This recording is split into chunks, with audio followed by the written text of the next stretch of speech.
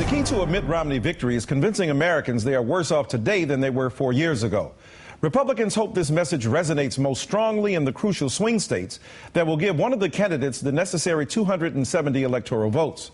The only problem for Republicans is the most crucial swing states are actually experiencing better economic fortunes than the rest of the country. Unemployment in Ohio is nearly a point below the national average at 7.4%. Michigan was left for dead 4 years ago. Unemployment has dropped from a staggering high of 14.1% to 8.3%. And Virginia has one of the lowest unemployment rates in the country at 5.6%. The Romney campaign's answer to this conundrum is that all the states in question have Republican governors. Anything that's happened in Ohio that certainly Governor Kasich has been helpful to encouraging business in Ohio. And it just shows whether it's in Ohio or New Jersey or Indiana, when you have Republican governors who encourage business, things are better. So if Republican policies are encouraging economic growth in these states, what's wrong with the others? Nevada, New Jersey, and Florida, all states with hard-charging Republican governors, are all above the national unemployment rate. If tax cuts and deregulation are the right economic answers, why aren't these states doing better? Maybe it's because a state like Virginia benefits from government jobs and huge amounts of military spending. And states like Michigan and Ohio benefit from an industry that was revitalized by the American government. Auto bailout, particularly in the northeastern part of your state, created jobs, not just in that sector, but in sectors that rely upon it. David. Is there not some credit for the president there? David, look, I mean, the fact is we're thrilled with the auto jobs. I'm glad the auto industry has been Mitt Romney would not have bailed them out. But Mitt Romney would not have bailed them out. I'm not here to debate. No, but that's a fact, is it not, Governor? Well, I mean, you said what turned Ohio around were several things. You did not mention the auto bailout. And David Gregory, you're right again. If governors like John Kasich actually gave credit where credit is due, it would undermine the entire case for a Romney presidency. Let's turn to Jonathan Alter, MSNBC political analyst and Bloomberg View columnist, who helped us get it all right.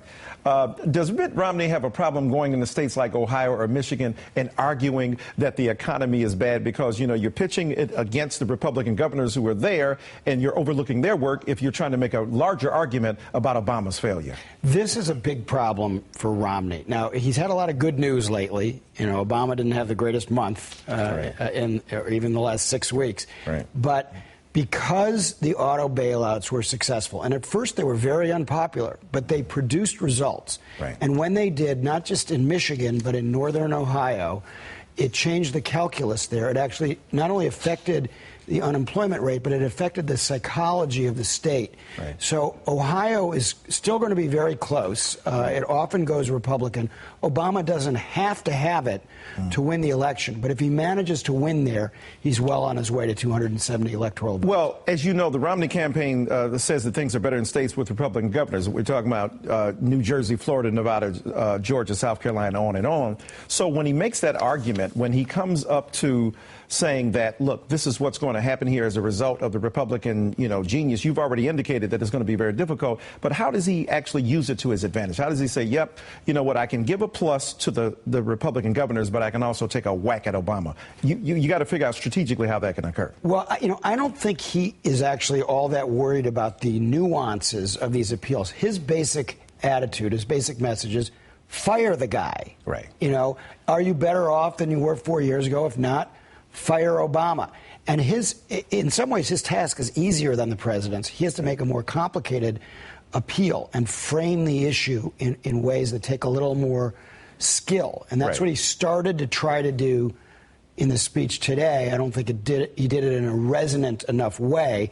But the task for Romney is easier because a lot of people are still hurting. And that's what makes the challenge for the president so significant, is that the recovery has been anemic, even in those states. Well, let's pick up on that. You talk about Romney's speech, but you weren't a fan of President Obama's speech either, because you thought that he droned on a bit, that he lost his central thread, that he weaved throughout the speech that could have been a rhetorical asset to him. Give us a bit more of insight about that. I mean, I thought substantively, in terms of teeing up the choice that the country faces, he was absolutely right.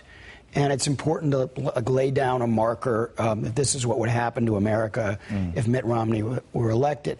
But rhetorically, and remember, it's a speech, so you do want to analyze the impression that it conveys. Right. It just didn't have enough lines that linger in the mind. You know, there are very few people who are watching during the day. They're busy at work, or if they're unemployed, trying to find a job. Right. And so the way they absorb information in a campaign is through sound bites. Right. And this president, unfortunately, is allergic to sound bites. And today's a good example of how that hurt him. So everybody tonight should have the same message coming out of that speech, and they don't. They're all over the place. Different news accounts pick up on different ideas. They should all be on the same thing if his message discipline was what it needed. Well, let's take a listen to one of those sound bites, right? Let's take a listen to a portion of the speech.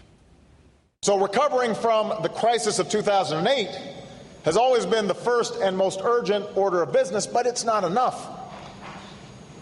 Our economy won't be truly healthy until we reverse that much longer and profound erosion of middle-class jobs and middle-class incomes.